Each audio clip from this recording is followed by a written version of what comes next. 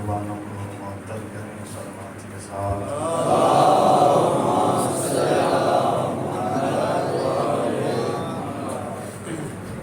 تمام شہدائے ملت جعفریہ اور بالاخص اقبال حسین، محمد حسین اور احسن کی بلندی درجات کے لیے ایک مرتبہ سورۃ الحمد اور 3 مرتبہ سورۃ اخلاص کی تلاوت فرمائیں۔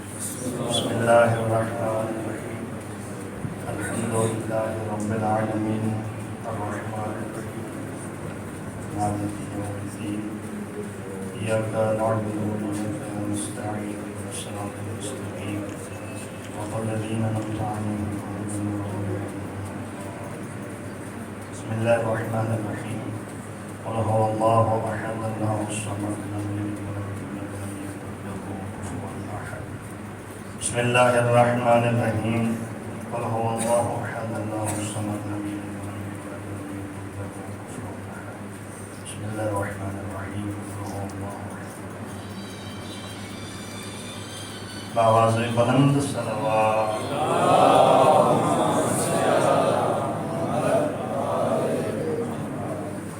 ماشاء اللہ لا حول ولا قوة الا باللہ العلی العظیم۔ اعوذ باللہ من الشیطان الرجیم، بسم اللہ الرحمن الرحیم۔ الحمد للہ رب العالمین، الصلاة والسلام والتحیۃ والاکرام على رسوله الكريم شفيع المذنبين وأنيس الغريبين ورحمة للعالمين، ثم الصلاة والسلام والتحية والإكرام على أخيه ووزيره وعبة علمه وناصر رسالته أمير المؤمنين صلوات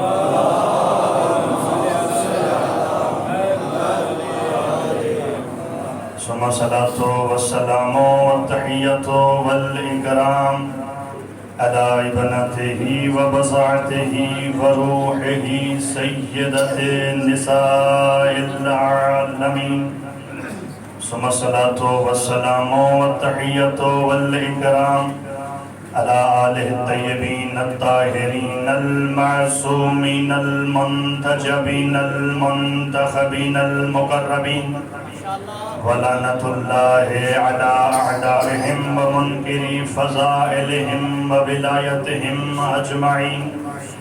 أما بعد، فقد قال الله تعالى في كتابه المجيد وفرقانه الحميد وقوله الحق، بسم الله الرحمن الرحيم، ويقول الذين كفروا لست مرسلا قل كفى بالله شهيدا بيني وبينكم ومن عنده علم الكتاب الصلوات۔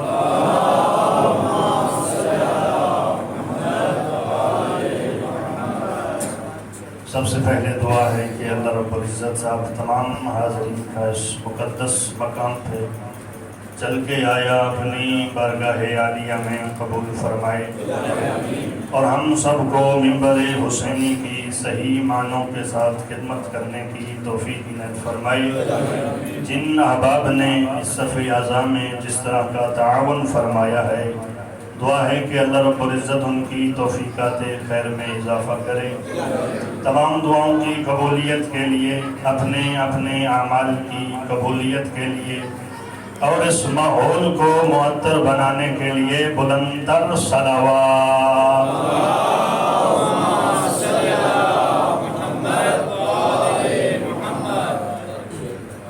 سامعین محترم،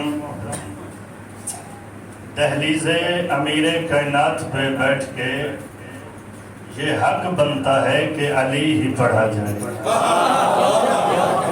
سدا آباد رہے، اللہ آپ کو سلامت رکھے۔ کون ہے علی؟ جو تلواروں کے سائے میں سو کے کافروں کے سالوں کی سازشوں کو ایک رات میں ناکام کر دے اسے علی کہتے ہیں۔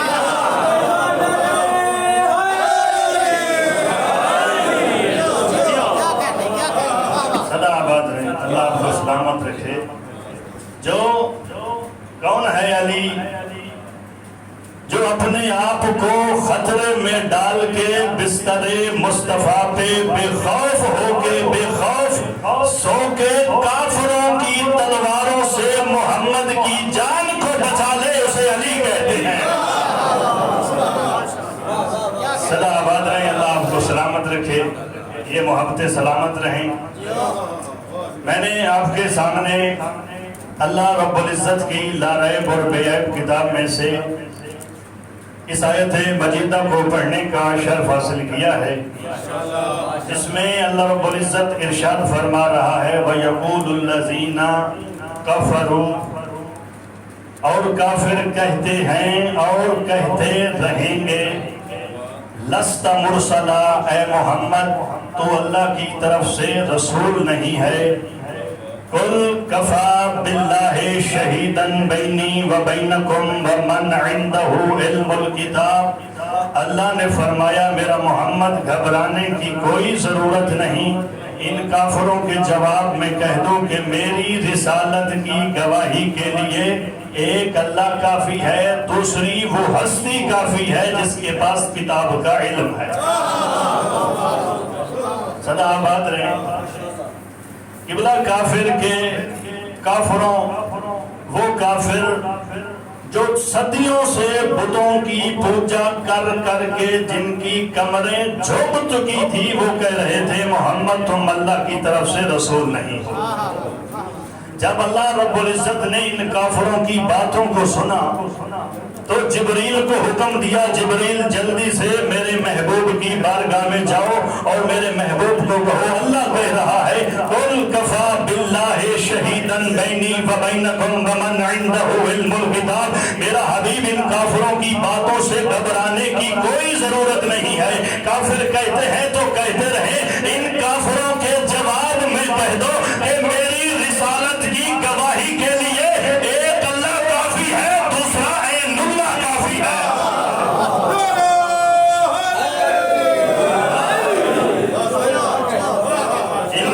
صدا آباد رہے، اللہ آپ کو سلامت رکھے۔ ان کو کہہ دو کہ میری رسالت کی گواہی کے لیے ایک اللہ کافی ہے، دوسری وہ ہستی کافی ہے جس کے پاس کتاب کا علم ہے۔ علماء کی موجودگی میں ایک جملہ کہنا چاہتا ہوں، جتنی سماعتیں بلند ہوں گی جملہ اتنا بلند کہنے جا رہا ہوں۔ قبلہ یہ اسلوب پروردگار ہے قرآن میں کہ خدا جسے محمد کی رسالت میں اپنے ساتھ گواہ بنا لے اسے علی کہتے ہیں۔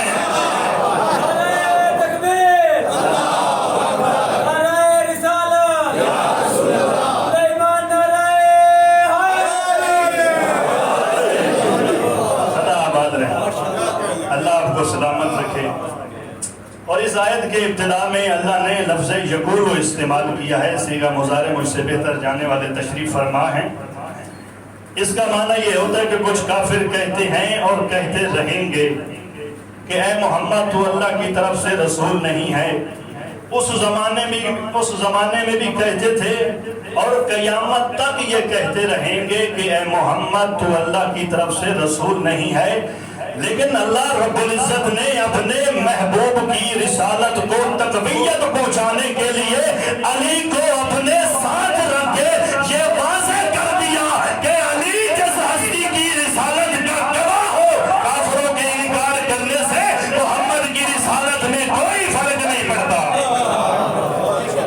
اگر یہ انکار کرتے ہیں تو کرتے رہیں، ایک میں تیری رسالت کا گواہ ہوں اور دوسرا علی گواہ ہے۔ ابن ایک جملہ آئی گیا ہے تو آپ کی سماعتوں کے حوالے کرتا چلو۔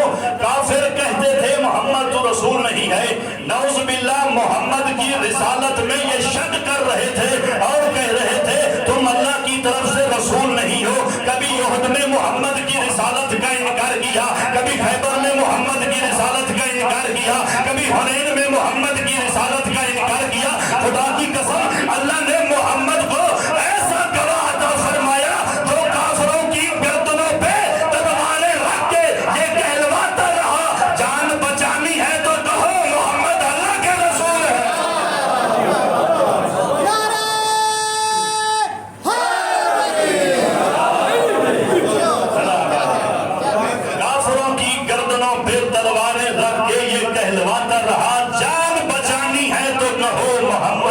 اللہ کے رسول ہیں. اور قبلہ امیر کائنات نے اپنی ساری زندگی میں محمد کی رسالت کا اقرار کرتے رہے. محمد کی رسالت کا اقرار کرتے رہے. اور ایک بات کہنا چاہتا ہوں کہ علی محمد کی رسالت کے گواہ ہیں اور دوسرا اللہ گواہ ہے. قبلہ گواہی میں بھی چند شرائط ہوتی ہیں. توجہ فرمانا، انتہائی جملہ آپ کی سماعتوں کے حوالے کرنا چاہتا ہوں. گواہی میں بھی چند شرائط ہوتی ہیں. گواہی میں پہلی شرط یہ ہے کہ دو گواہ ہونے چاہیے. دوسری شرط یہ ہے کہ دونوں کو واقعے کا برابر کا علم ہونا چاہیے. تیسری شرط یہ ہے کہ دونوں کو واقعے پر برابر کا یقین ہونا چاہیے. اور چوتھی شرط یہ ہے کہ دونوں عادل ہونے چاہیے، نہ کسی سے ڈرتے ہو نہ کسی کے بہکاوے میں آتے ہو. اللہ رب العزت نے علی کو اب محمد کی رسالت کی گواہی میں اپنے ساتھ رکھ کے یہ بتلا دیا کہ جیسا علم میرا ویسا علم علی کا، جیسا عدل میرا ویسا عدل علی کا، جیسا یقین میرا ویسا یقین علی کا. نہ میں کسی فرعون سے ڈرتا ہوں نہ یہ کسی بھکاری سے ڈرتا ہے.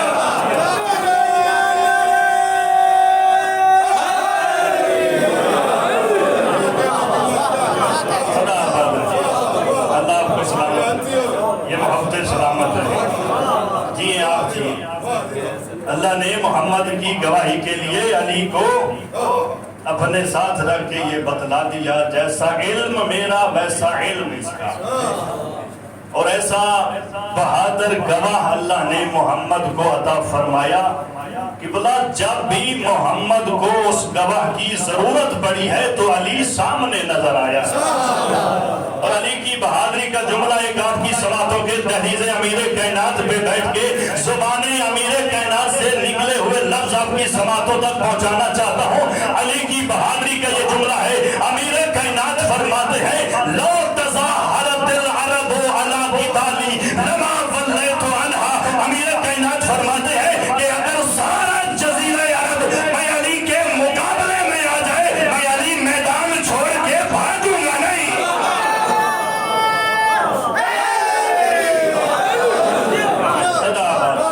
اللہ کو سلامت رکھے. یہ سارے جزیرہ عرب والے میں علی کے مقابلے میں آ جائے میں علی میدان چھوڑ کے بھاگوں گا نہیں. اور خطبہ قاسیہ جو نہج البلاغہ کا طویل خطبہ ہے اس میں امیر کائنات قبلہ ارشاد فرماتے ہیں انا وضعت فی الصغر بقلاقل العرب. امیر کائنات فرماتے ہیں میں وہ علی ہوں جس نے بچپنے ہی میں عرب کے بڑے بڑے سورماؤں کے سینے پیوندے زمین کر دیے.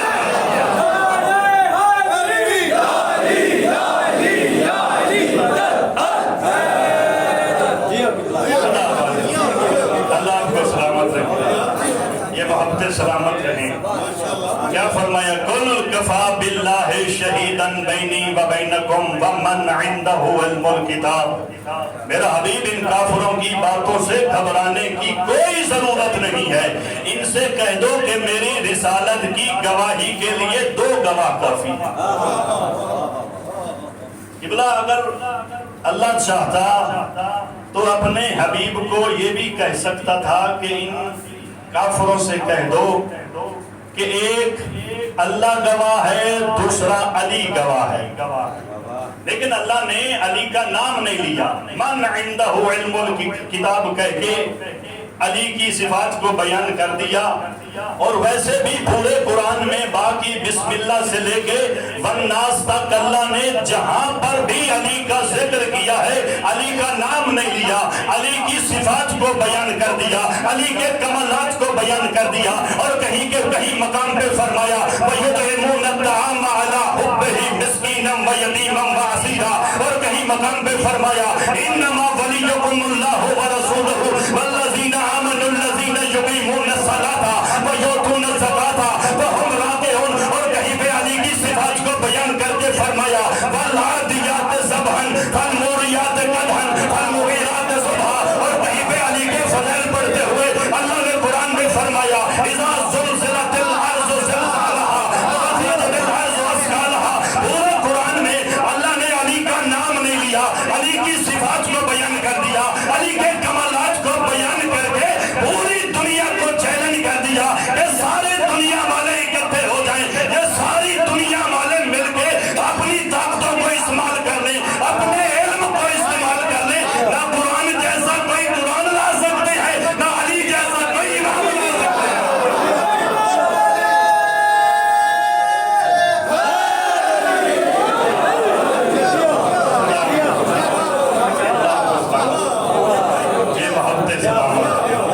ساری دنیا اکٹھی ہو جائے نہ تم قرآن جیسا کوئی قرآن لا سکتے ہو، نہ علی جیسا کوئی امام لا سکتے ہو۔ اللہ آپ کو سلامت رکھے، یہ ہفتے سلامت رہے۔ اور قبلہ عرب کے بھکاری ایک آیت کا مقابلہ نہ کر سکے، پھر آیت اللہ العظمیٰ کا کیسے مقابلہ کر؟ ایک آیت قرآن میں ہے کہ ان کو کہہ دو ایک آیت جیسی لے کے آؤ، لیکن کوئی بھی نہ لے سکا قرآن کے مقابلے میں، قرآن کا کوئی بھی مقابلہ نہیں کر سکتا۔ اور پیغمبر نے فرمایا علی قرآن کے ساتھ ہے اور قرآن علی کے ساتھ ہے۔ من عندہ علم الکتاب، علی وہ ہے جس کے پاس پوری کتاب کا علم ہے، اور علی وہ ہے جو عالم کتاب ہے۔ قبلہ قرآن میں، قرآن کا یہ دعویٰ ہے کہ ہر شے کا اس قرآن میں ذکر ہے، قیامت کا بھی ذکر ہے، امامت کا بھی ذکر ہے، نبوت کا بھی ذکر ہے، رسالت کا بھی ذکر ہے۔ اللہ نے ہر چیز کا ذکر، ہر چیز کا علم اس قرآن میں رکھا ہے، اور علی عالم قرآن ہے۔ سماعتیں بیدار ہیں تو جملہ آپ کی سماعتوں کے حوالے کرنا چاہتا ہوں۔ قبلہ اگر قرآن علم ہے تو علی عالم ہے، قرآن علم ہے تو علی حلیم ہے، قرآن حکم ہے تو علی حاکم ہے، قرآن صبر ہے تو علی صابر ہے، قرآن عبادت ہے تو علی عابد ہے، قرآن صادق ہے تو علی صدیق اکبر ہے، قرآن میں سورت یوسف ہے تو علی فخر یوسف ہے، قرآن میں سورت نور ہے تو علی نور علی نور ہے، قرآن میں سورت ابراہیم ہے تو علی آل ابراہیم ہے، قرآن میں سورت عمران ہے تو علی آل عمران ہے، قرآن بھی طاہر ہے علی بھی طاہر ہے، قرآن بھی پاک ہے علی بھی پاک ہے، قرآن بھی لا ریب ہے علی بھی لا ریب ہے۔ پھر قرآن میں فرق کیا ہوا؟ دہلیز امیر کائنات پہ بیٹھ کے ظاہری فرق کو بتانا چاہتا ہوں۔ قرآن کو ہاتھ لگانے کے لیے بدن کا پاک ہونا ضروری ہے، علی کو ماننے کے لیے شجرے کا ہونا۔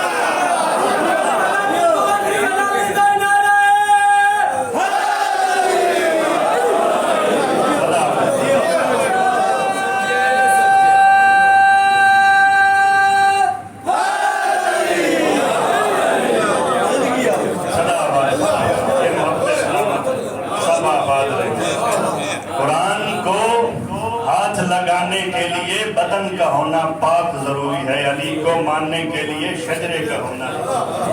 اور جملہ کہنا چاہتا ہوں، قبلہ ہر بندہ علی کو مان ہی نہیں سکتا۔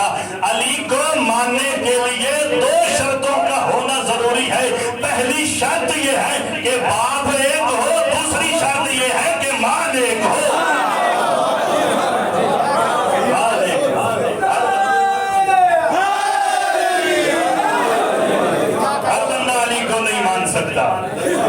من عنده علم الکتاب، علی وہ ہے جس کے پاس پوری کتاب کا علم ہے۔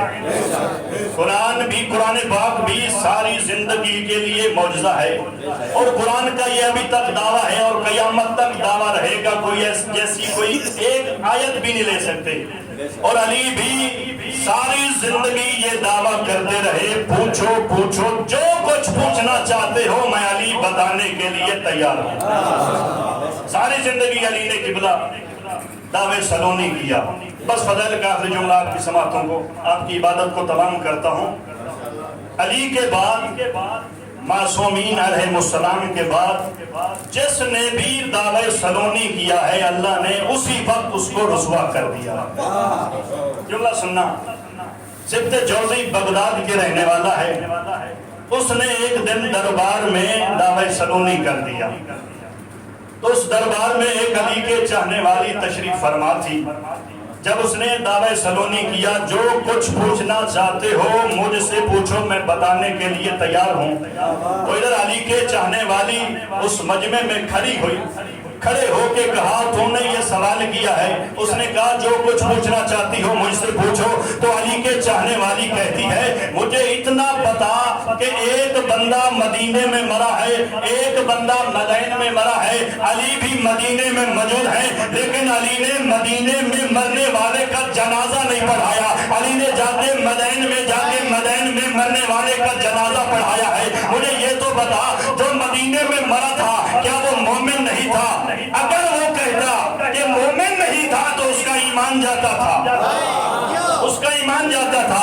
اس کو جب کوئی جواب نہ آیا، جملہ آپ کی سماعتوں کے حوالے کرنا چاہتا ہوں، جب اس کو کوئی جواب نہ آیا تو علی کے چاہنے والی کو کہتا ہے کہ اگر تو شوہر کی اجازت کے بغیر آئی ہے تو تجھ پہ لعنت، اگر شوہر کی اجازت سے آئی ہے تو تجھ پہ لعنت. اس وقت علی کی محبت میں مچل کے کہتی ہے اتنا تو بتاتا جا جو جنگ جمل میں آئی تھی کیا وہ شوہر کی اجازت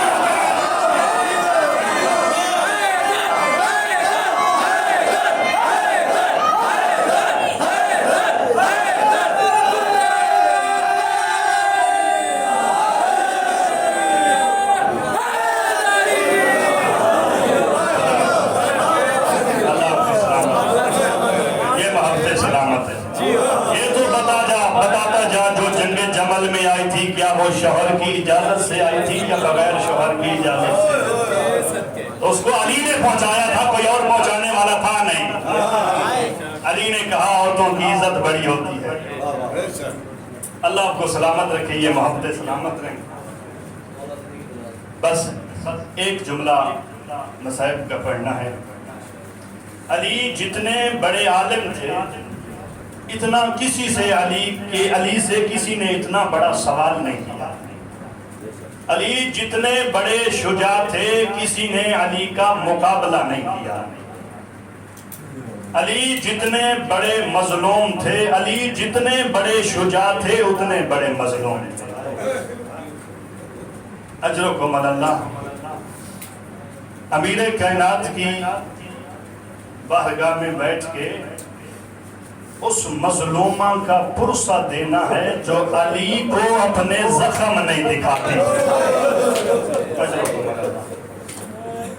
اور اس وقت کے امام کی بارگاہ میں پرسہ دینا ہے جو اس انتظار میں ہے کہ کب میرا ظہور ہو، میں کب ماں زہرا کی صدا پر لبیک کہوں. اجرکم اللہ. مجھ سے پہلے مرتضیٰ صاحب پڑھ رہے تھے کہ آدم علیہ السلام سے لے کے عیسیٰ نبی تک کسی امت نے نبی کے بیٹوں پر اتنا ظلم نہیں کیا جتنا مسلمانوں نے زہرا پر ظلم کیا. اجرکم اللہ. علی کی بارگاہ میں بیٹھ کے زہرا کا پرسہ دینا ہے. امام صادق فرماتے ہیں اللہ ان آوازوں پر رحم کرے جو ہمارے مصائب میں بلند ہوتی ہے. شرم کر کے نہ روئیے گا. عزادارو، جب خدیجۃ الکبریٰ کا آخری وقت تھا نا، بڑا پیار تھا جناب زہرا سے خدیجہ کو. ایک بیٹی تھی نا، ایک بیٹی ہو تو ماں باپ بڑا پیار کرتے ہیں.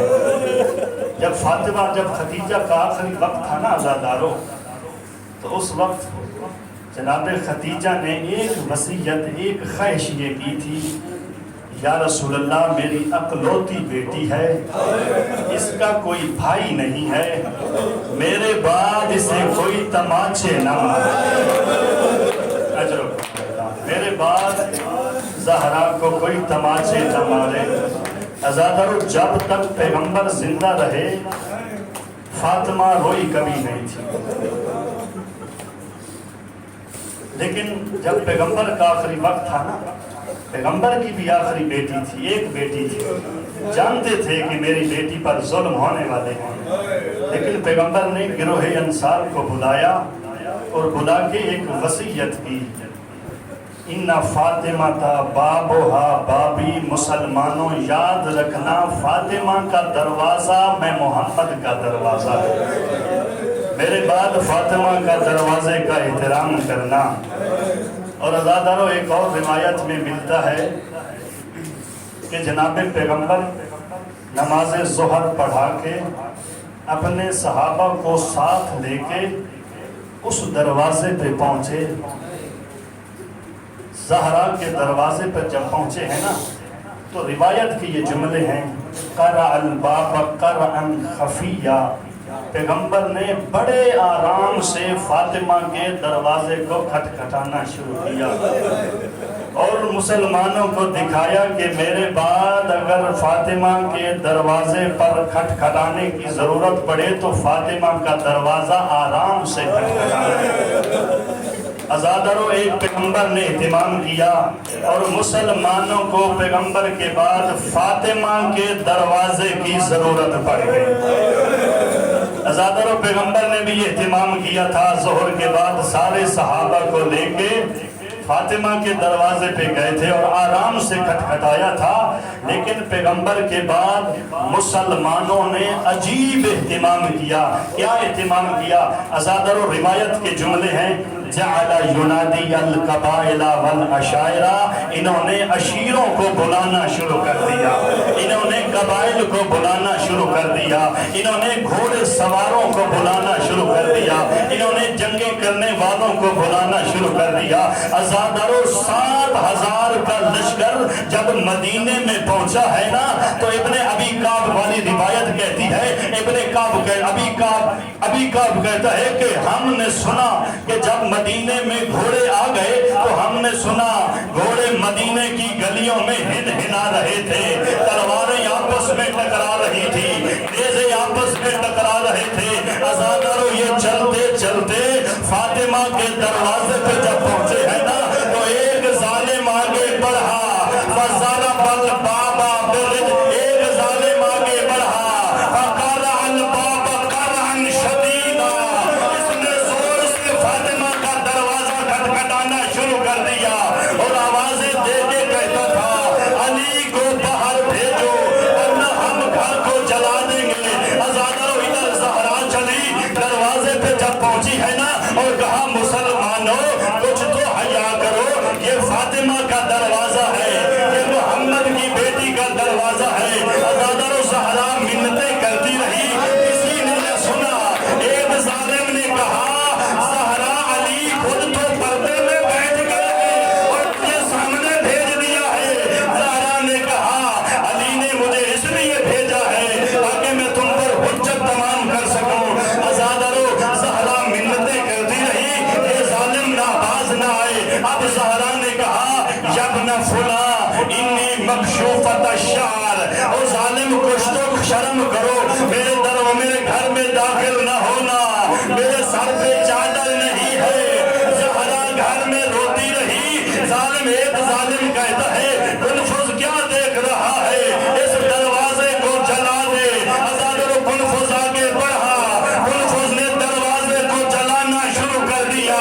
ادھر جلتا ہوا دروازہ، ادھر پتھروں کی دیوار۔ عزادارو، زہرا نے دروازے کو تھاما، ایک ظالم نے دھکا دیا، زہرا کے تھوڑے سے ہاتھ پیچھے ہٹے، ایک ظالم نے تازیانہ لیا، دروازے کے سراغ سے فاطمہ کو تازیانے مارنا شروع کیے۔ عزادارو، اتنے زور سے تازیانہ مارا کہ زہرا کے بازو پہ وہ تازیانہ لپٹ گیا۔ اس نے زور سے کھینچا، زہرا کا بازو ٹوٹ گیا۔ عزادارو، ایک ظالم آگے بڑھا، فَضَرَبَ الْبَابَ بِالرِّجْلِ، اس نے دروازے کو دھکا دیا۔ ادھر جلتا ہوا دروازہ، ادھر پتھروں کی دیوار، اثر بین الباب والحائط، زہرا درمیان میں آ گئی۔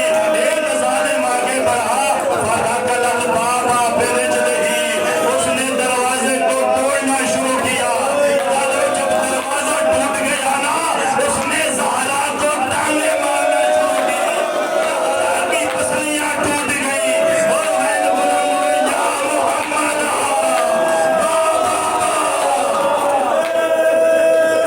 اجرکم اللہ، اللہ آپ کو سوائے ہمیں زہرا کی کوئی غم نہ دے، اجرکم اللہ۔ عزادارو، ادھر ظالم جب گھر میں داخل ہوئے نا تو زہرا کو غش آ چکا تھا۔ ادھر یہ چلے، علی کے گلے میں رسی ڈالی، عزادارو علی کو گھسیٹ کے لے جا رہے تھے۔ جب حسنین نے دیکھا تو حسنین کی رونے کی آوازیں بلند ہو گئی۔ عزادارو، ایک ظالم نے تازیانہ لیا، کبھی حسن کو مارتا تھا، کبھی حسین کو مارتا تھا۔ عزادارو، یہ لے کے چلے، جب زہرا کو ہوش آیا ہے نا تو زہرا نے کہا، علی